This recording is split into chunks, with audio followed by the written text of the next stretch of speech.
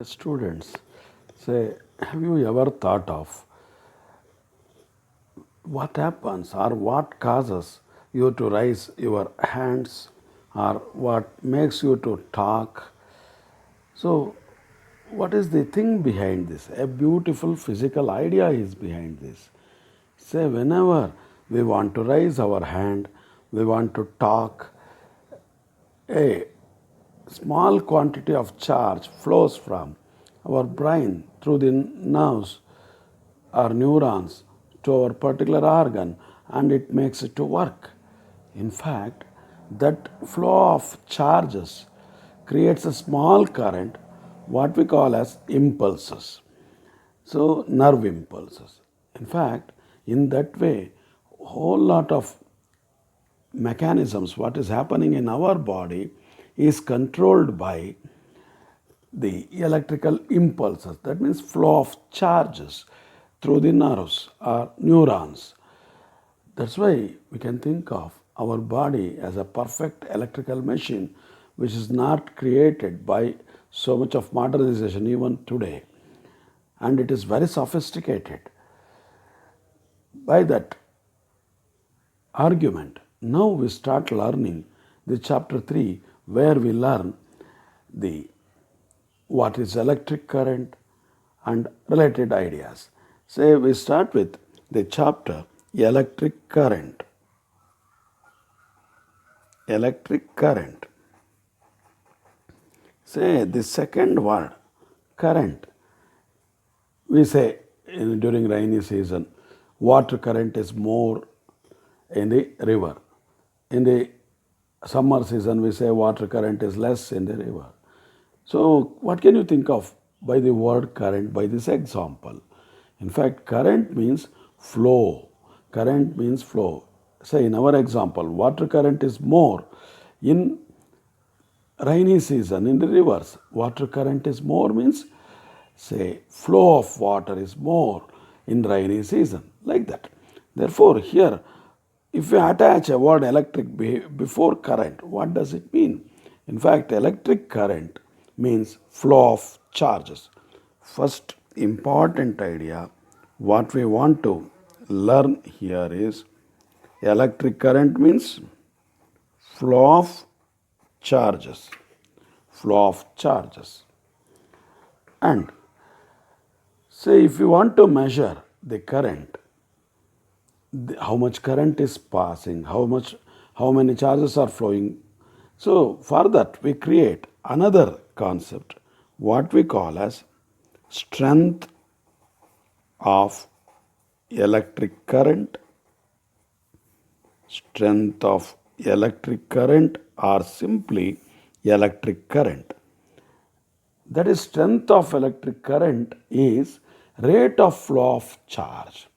Say if Q, small amount of charge delta Q is passing through in delta T, then the current is written as delta Q by delta T. Average value of the current can be written as delta Q by delta T. But if a constant amount of charge is flowing Q every second, then every T seconds, then we can also write strength of electric current as Q by T. But what is the instantaneous current when the charge flow is variable? For that we write I as limit delta Q by delta T as delta T tends to 0, which we also write as in the calculus notation dq by dt. This is what we call as rate of flow of charge. What is the definition of strength of electric current or simply electric current? So strength of electric current or electric current is defined as rate of flow of charge. Rate of flow of charge. Rate of flow of charge.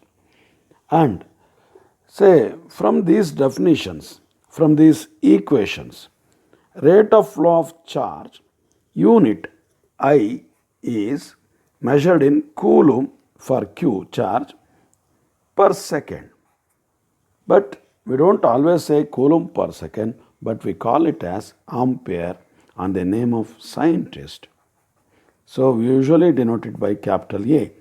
So unit of electric current, strength of electric current or electric current is ampere and denoted by A. It is SI unit and one of the fundamental units among the 7 in SI unit. Once we know these things, now we are all set to learn about conductors, how the current flows through the conductor and all those concepts. So we start with that idea now. So we know conductors have large number of free electrons. That means the valence electrons detached from their atoms are and are free to move anywhere inside the metal are called as free electrons. Those free electrons, in fact, constitute electric current in the conductors. Before taking up such things, first we think of, say, those free electrons when in normal conditions, that means when no electric field is applied, they are randomly moving here and there. Say if we imagine a conductor like this, a cylindrical conductor, a wire, very much enlarged. If this is the free electron, it can move anywhere freely in any random manner, say inside the wire, like this. Because of the collision, its path changes. Collision with the atoms or ions there, collision path changes. Therefore, the free electrons move randomly. This is what we call as random motion and its velocity is of the order of 10 raised to 6 meter per second. But this random motion, even though the electron flow is there from one point to another point, won't constitute any electric current.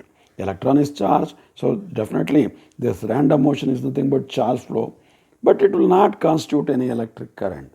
If it is to constitute the electric current, whenever we touch any metal surface, we used to get shock, but that is not happening. Why? Can you think of? Because of very large number of free electrons in the metals. Say, the average current created by the random motion of the free electron becomes zero. Therefore, even though millions and trillions of free electrons are moving randomly inside the metallic conductor, no question of net current because of the random motion. But once we apply an electric field, what will happen? That we want to learn now. Just observe.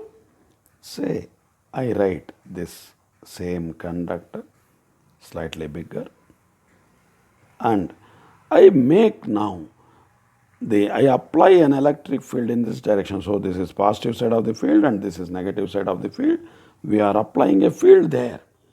Now, because of the field, the free electrons on this side, the negative means there are free electrons more, and where the positive side is there, there are less number of electrons as we know. These electrons, free electrons, apart from their random motion, they start slowly moving towards the positive end and they start accumulating on the positive end. That means thereby they decrease the electric field, positive side of the electric field less intense. They make that less intense, and on the same manner as free electrons move from negative side to positive side, the negativity of the negative side goes on decreasing, and finally as electrons, more and more electrons accumulate on the positive side and less now the shortage of electron occurs on the negative side, the electric field vanishes and finally no charge flow will take place apart from random motion. Again the electric current becomes zero. But once electric field is applied, observe the free electrons apart from random motion, they start slowly moving towards the positive end, and that creates actually the current, strength of electric current, what we mean. That means that creates the current, what is responsible for all our modern day features or modern day comforts. You may think of that. You may think of an event where what may happen if electric current is not there for 1 or 2 complete days. It is somewhat normal in the village side, but in the city, all your mobile phones goes off if you don't have electric current for 2 to 3 days because you cannot charge them. Like that, all other things will vanish. Therefore, electric current is very important. But observe now, in this situation, electric current stops after some time because electric field will vanish because of the accumulation of negative charges on the positive side of the field, and negative side of the field becomes positive due to shortage of electrons.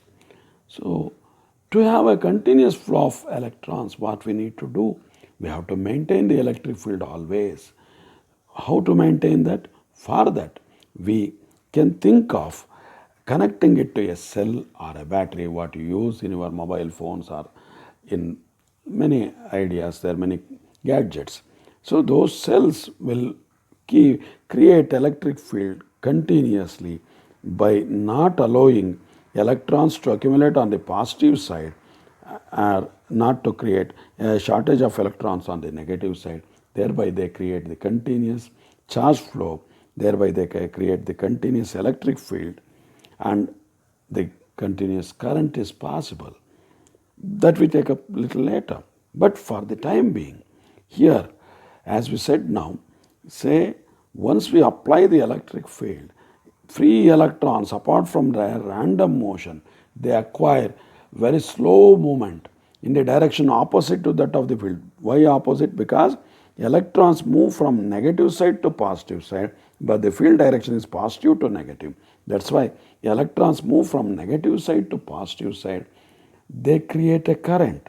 That is not the random motion of free electrons create the current, but the slow movement of free electrons opposite to direction of the field will create the current what is responsible for all our gadgets working. And that velocity, slow movement of free electron which constitutes some velocity, that velocity is called as drift velocity, and the movement is called as drifting of free electrons. And in fact, that current is the one what is responsible for all our gadgets working. That means free electron drifting causes or gives us the electric current. Even though it is very slow movement, it gives us the electric current. Now, I say we will have to derive an expression for drift, velocity and all those things that we take up later on. But for the time being, now we learn a very important feature what was done by Ohm, that is Ohm's law to be learned. Now, Ohm's law to be learned. What is Ohm's law? It tells us a relation between electric current and the potential difference. So what is that? The statement, say we just state it first and then we try to write down. Strength of electric current is directly proportional to the potential difference applied across the ends of the conductor, provided all physical conditions are kept constant. We write strength of electric current, strength of electric current is directly proportional to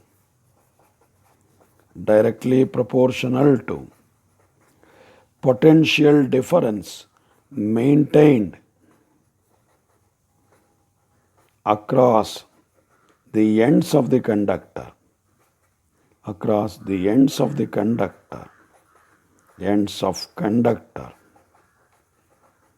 provided, observe, if you write only this much, it's not complete. That's why in board exams, if you write only this part, they will not give you the marks apportioned for it. It is usually 1 mark question, you will not get that. So, ends of the conductor, provided, it's a conditional statement, provided all physical conditions like temperature are kept constant. Physical conditions like temperature are kept constant. Say this is the full form of Ohm's law, kept constant. So this is a statement. Strength of electric current is directly proportional to the potential difference maintained across the ends of the conductor, provided all physical conditions like temperature are kept constant. Why the temperature to be kept constant, that we think of later on, but the statement is like this: not only temperature, length of the conductor to be constant, the thickness or area of the cross section of the conductor to be constant. That's why we said physical conditions. Otherwise this law is impossible. Therefore when these conditions are possible, then only this law is valid. But also observe one thing: Ohm's law in true sense of physical laws is not a law at all, because Ohm's law is valid only for metallic conductors, not for say other type of conductors, for example ionic conductors. That is, if you dissolve say sodium chloride, that is salt crystals, in water, it becomes ionic conductor, or copper sulfate in water, that is ionic conductor, or sometimes in a vacuum one can have the discharge, say just like lightning and all those things. Even then Ohm's law is not applicable. That's why in true sense of physics laws, the Ohm's law is not a law at all. It is just a statement, but because of the traditional way, we always call it as a law.